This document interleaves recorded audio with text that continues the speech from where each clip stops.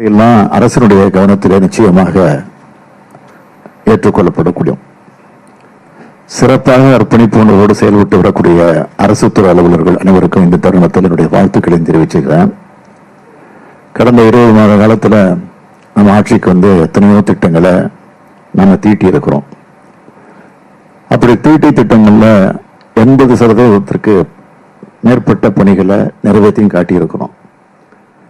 இதெல்லாம் உங்களுடைய ஒத்துழைப்பால தான், உங்களுடைய செயல் காரணத்தினால தான் அதெல்லாம் நிறைவேற்றி இருக்கிறோம். அதுக்காக முதல்ல என்னுடைய நன்றி உங்க அனைவருக்கும் நான் தெரிவிச்சுக்க விரும்புகிறேன்.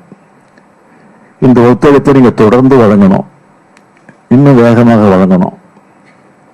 இந்த ஆய்வின் போது குடிநீர் மற்றும் சுகாதாரம் உள்ளிட்ட அடிப்படை வசதிகள், வருவாய்த்துறை வழங்கக்கூடிய பட்டா மாறுதல் உள்ளிட்ட சேவைகள், ஊரக மேம்பாடு, விளிம்பு நிலை மக்களுடைய நலன், நகர்ப்புற வளர்ச்சி, சாலை மேம்பாடு, வாழ்வாதாரத்தை உயர்த்துதல், இளைஞர் திறன் மேம்பாடு, பொது கட்டமைப்பு வசதிகள், கல்வி, மருத்துவம், குழந்தைகள் ஊட்டச்சத்து போன்ற முக்கிய துறைகளை சார்ந்த திட்டங்களோட செயல்பாடுகள் குறித்தும் அதோட பயன் பொதுமக்களுக்கு முழுமையாக சென்றடைவது குறித்தும் இந்த ஆய்வில் நாம் மேற்கொண்டிருக்கிறோம். இந்த துறைகள் சார்பாக அறிவிக்கப்பட்ட பல்வேறு திட்டங்கள் எந்த அளவுக்கு செயலாக்கம் பெற்றுள்ளன, செயல்படுத்துவதற்கு தயார் இருக்கிறோம்னு நாம் ஆய்வு செஞ்சிருக்கிறோம். இந்த களப்பணி மற்றும் ஆய்வுக் கூட்டத்தை பயன்படுத்திக்கிட்டு துறை தலைவர்களும் அரசு செயலர்களும் உரிய தொடர் நடவடிக்கைகள் எடுக்க வேண்டும். திட்ட செயலாக்கத்தில் ஏதேனும் மாற்றம் செய்ய வேண்டும் என்றால் அதற்கான திருத்த ஆணை வெளியிடலாம். நிதி தேவை அல்லது பணியாளர் பற்றாக்குறை இருந்தால் அதை சரி செய்வதற்கு உரிய நடவடிக்கை எடுக்க வேண்டும். செயலாளர்களையும் துறை தலைவர்களையும் இதைத்தான் நான் வலியுறுத்தி வற்புறுத்தி கேட்டுக்க விரும்புகிறேன். வழக்கமா தலைமைச் செயலகத்தில் தலைமைச் செயலாளர் உள்ளிட்ட முதன்மைச் செயலாளர்கள் துறை தலைவர்களை தான் நான் சந்திப்பேன். அதோட மாவட்ட ஆட்சியர்கள், காவல்துறை கண்காணிப்பாளர்கள் ஆய்வுக் கூட்டங்களை நடத்தி இருக்கிறேன். ஆனா அதை விட இப்படி அடுத்த கட்ட அலுவலர்களோடு அந்த மண்டலத்துக்கே கலந்துரையாட வேண்டும் என்று முடிவு செஞ்சு அந்த பணியை இப்ப நிறைவேற்ற தொடங்கி இருக்கிறோம். நீங்க எல்லோரும் ஒவ்வொரு திட்டத்தின் செயல்பாடு மற்றும் அதன் காரணமாக மக்கள் பெறக்கூடிய பயன்கள் குறித்து பார்க்கும் வாய்ப்பு பெற்றவர்கள். திட்டங்களோட சாதக பாதங்கள் என்னன்னு கண்ணுக்கு முன்னால கவனிக்கிறவங்க நீங்க. அந்த அடிப்படையில் இந்த கூட்டம் ரொம்ப ரொம்ப முக்கியமான கூட்டமாக அமைஞ்சிருக்கு. அதேபோல் எல்லோரையும் ஒரு சேர சந்திக்கிறது மிக மிக முக்கியமானது. ஒவ்வொருத்தரும் ஒவ்வொரு துறையை கவனிச்சு வந்தாலும் யாரும் தனியா செயல்பட்டுட முடியாது. அப்படி செயல்பட முற்பட்டால் தாமதத்திற்கு தான் வழிவகுக்கும். அரசு துறைகள் எல்லாமே ஒன்னோட ஒண்ணு இணைஞ்சவ.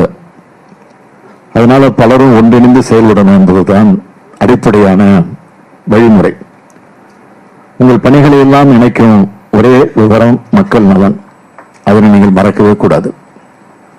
பட்டா மாறுதல், சான்றிதழ் பெறுதல், அரசு நலத்திட்டங்களின் பயனடைதல் ஆகியவை எளிமையாக நடைபெற வேண்டும். மக்கள் இதற்காக சில இடங்களில் அளவழிக்கப்படுகிறார் என்ற தகவலும் வருவது. இதனை மாவட்ட ஆட்சியாளர்கள் கண்காணித்து தடுக்கணும். சிறப்பாக பணியாற்றக்கூடிய அலுவலர்களை பாராட்டுங்க. அது மற்றவர்களையும் ஊக்கப்படுத்தும். பின்தங்கிய அலுவலர்களுக்கு வழிகாட்டி அவர்களது பணியையும் மேம்படுவதை மாவட்ட ஆட்சியாளர்களை நீங்களும் துறை தலைவர்களும் உறுதி செய்ய வேண்டும்.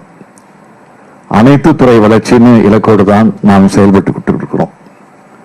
அத்தகைய சிந்தனையோடு தான் திட்டங்களை தீட்டிட்டு வரோம்.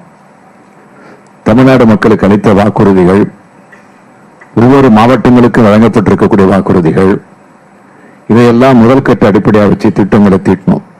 அடுத்த கட்டமா அமைச்சர்கள், செயலாளர்கள் அவர்களோடு கலந்துரையாடல்கள் மூலமா பல திட்டங்கள் உருவாக்கப்பட்டன.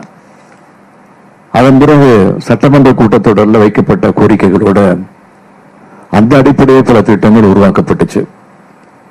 அரசின் சார்பில் அமைக்கப்பட்ட வல்லுநர் குழு மூலமா பெறப்பட்ட அறிக்கைகளோட அடிப்படையிலும் திட்டங்கள் உருவாக்கப்பட்டுச்சு. மாவட்ட நிர்வாகமாகிய உங்கள் கோரிக்கையின் அடிப்படையிலும் பல திட்டங்கள் தீட்டப்பட்டன. இப்படி பல்வேறு வழிமுறைகளில் திட்டங்கள் பிறந்தாலும் அதனை முழுமையாக மக்களிடம் கொண்டு செல்ல வேண்டிய கடமையும் பொறுப்பும் அலுவலர் ஆகிய உங்களுக்கு தான் அதிகம் இருக்கு. அடுத்ததான் ஒவ்வொரு திட்டமும் என்ன நோக்கத்துக்காக உருவாக்கப்பட்டுச்சோ அந்த நோக்கம் சிதையாமலும் அந்த நோக்கத்தை முழுமையாக நிறைவேற்றி காட்டும் வகையிலும் உங்களுடைய செயல்பாடுகள் அமையணும். பல கோடி ரூபாய் மதிப்பீட்டில் ஒவ்வொரு திட்டமும் அறிவிக்கப்படுது. பல்வேறு நிதி அமைப்புகளிடம் அரசு கருவூலத்தில் இருக்கிற பணத்தின் மூலமாக மட்டும் இல்ல, கடன் வாங்கியும் பல திட்டங்கள் நிறைவேற்றப்படுது. மக்களின் வரிப்பணமும் அரசு நிதியில் உள்ளது. அதனால திட்டங்களுக்கான நிதி வீணாகி விடாமல் விரைவாகவும் சிக்கனமாகவும் திட்டங்களை நீங்கள் செயல்படுத்தணும். திட்டப்பணிகளுக்கு ஒதுக்கீடு செய்யப்படும் நிதிக்குள்ள குறைவா செலவு செஞ்சு பணியை முடிப்பதில் கவனமா இருக்கணும். அதேபோல குறிப்பிட்ட காலத்துக்கு முன்னதாக திட்டப்பணிகளை முடிக்கணும் என்பதில் உறுதியா இருக்கணும். ஏதாவது ஒரு திட்டம் முடிக்கப்பட்டாலோ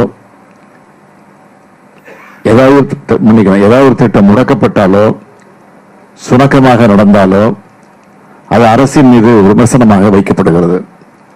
எனவே இதில் நீங்க எச்சரிக்கையாக இருக்கணும். அந்தந்த நிதியாண்டுக்கான பணிகள் அந்த ஆண்டுக்குள் முடிக்கப்பட வேண்டும். இன்றைய ஆய்வுக் கூட்டத்தின் போது சில துறைகளில் 2021-22 ஆண்டின் பணிகளே இன்னும் முடிக்கப்படாமல் இருப்பது காணப்பட்டது. இது நல்ல நிர்வாகத்திற்காக அல்ல. இதில் மாவட்ட ஆட்சியர்கள் மட்டுமல்ல, துறைத் தலைவர்கள் நேரடி கவனம் செலுத்தி 2021-22 ஆண்டின் பணிகளை அடுத்தடுத்த ஓரிரு மாதங்களில் முடிக்க வேண்டும் என நான் கேட்டுக்கொள்கிறேன். டெண்டர் விட்டோம், திட்டத்தை முடிச்சு தர வேண்டிய ஒப்பந்ததாரர்களுடைய வேலைன்னு இருந்துடாம அதை தொடர்ந்து கண்காணிக்க வேண்டிய கடமை உங்களுடைய கடமை. சார்நிலை அலுவலர்களின் பணியை கண்காணித்து ஒருங்கிணைத்து செயல்படாததால் திட்டங்களை முழுமையாக நிறைவேற்றுறதுல காலதாமதமும் தொய்வும் ஏற்படுதுன்னு நான் கருதுகிறேன். எனவே இது போன்ற ஆலோசனை கூட்டங்களை, கண்காணிப்பு கூட்டங்களை, திட்டமிடும் கூட்டங்களை, கலந்துரையாடும் கூட்டங்களை உங்களுக்கு கீழே இருக்கக்கூடிய அதிகாரிகளோடு தொடர்ந்து நடத்தணும்னு நான் கேட்டுக்கிறேன். தொடர்ந்து தீவிர கலாய்வுகளை மேற்கொள்ளுங்கள். மக்களோடு கலந்து பழகுங்கள். அவர்களின் தேவையை உணர்ந்து செயல்படுங்கள். அரசு ஆணைகளை மட்டும் செயல்படுத்துவதாக இல்லாமல் உங்களது கனவு திட்டங்களையும் அரசுக்கு சொல்லி அதனையும் செயல்படுத்த முடியும் திறன் கொண்டவர்களாக நீங்கள் அனைவரும் இருக்கணும். அரசினுடைய முன்னுரிமை பணிகள், பிரியாரிட்டி ஐட்டம்ஸ் எவை என்பதை உணர்ந்து மாவட்ட நிர்வாகம் செயல்பட வேண்டும். மாவட்ட அளவிற்கு நீங்கள் உங்களது மாவட்ட எல்லைக்குட்பட்ட பணிகளை உன்னிப்பாக கவனமாக கண்காணித்து செயல்படுத்தினால் அனைத்து திட்டங்களும் முழுமையாக மக்களை போய் சென்றடையும். அடுத்த மாதத்தில் தமிழ்நாடு அரசினுடைய நிதிநிலை அறிக்கை தாக்கலாக இருக்கு. அதன் பிறகு அமைச்சருடைய துறை மானிய கோரிக்கைகள் தாக்கலாக இருக்கிறது. புதிய புதிய திட்டங்கள் ஏராளமாக வந்து சேர்ந்துவிடும். அதற்கு முன்னதாகவே இதுவரை அறிவிக்கப்பட்டு இருக்கக்கூடிய திட்டங்களை முழுமையாக நடைமுறைப்படுத்தி காட்டுங்கன்னு நான் உங்களை எல்லாம் கேட்டுக்கிறேன். பல ஆண்டு அனுபவம், பல்துறை ஆற்றலும் கொண்டவர்கள் நீங்கள். உங்களுக்கு இதற்கு மேல் சொல்ல தேவையில்லை. அதைத்தான் நான் கருதுகிறேன். தமிழ்நாட்டின் அனைத்து மாவட்டங்களும் வெகு சிறப்பாக செயல்பட வேண்டும் என்பதுதான் கல ஆய்வின் முதலமைச்சர் என்ற திட்டத்தினுடைய நோக்கம். அதற்கு இந்த ஆய்வுக் கூட்டம் ஒரு சிறப்பான முதற்படியாக அமைந்திருக்கிறது என்று நான் கருதுகிறேன். அந்த வகையில் உங்கள் அனைவருடைய பணியும் சிறந்து மேம்பட, தமிழ்நாடு எல்லா வகையிலும் உன்னத நிலையை அடைந்திட மாவட்ட ஆட்சியர்கள், மாவட்ட வருவாய் அலுவலர்கள் மற்றும் துறை அலுவலர்கள் அனைவருக்கும் என்னுடைய வாழ்த்துக்களை தெரிவித்து, உங்களுடைய அறிவுள்ள கருத்துக்களை இங்கே வழங்கிய உங்கள் அத்தனை பேருக்கும் மீண்டும் ஒரு முறை என்னுடைய நன்றியை தெரிவித்து என் உரையை நிறைவு செய்கிறேன். நன்றி, வணக்கம்.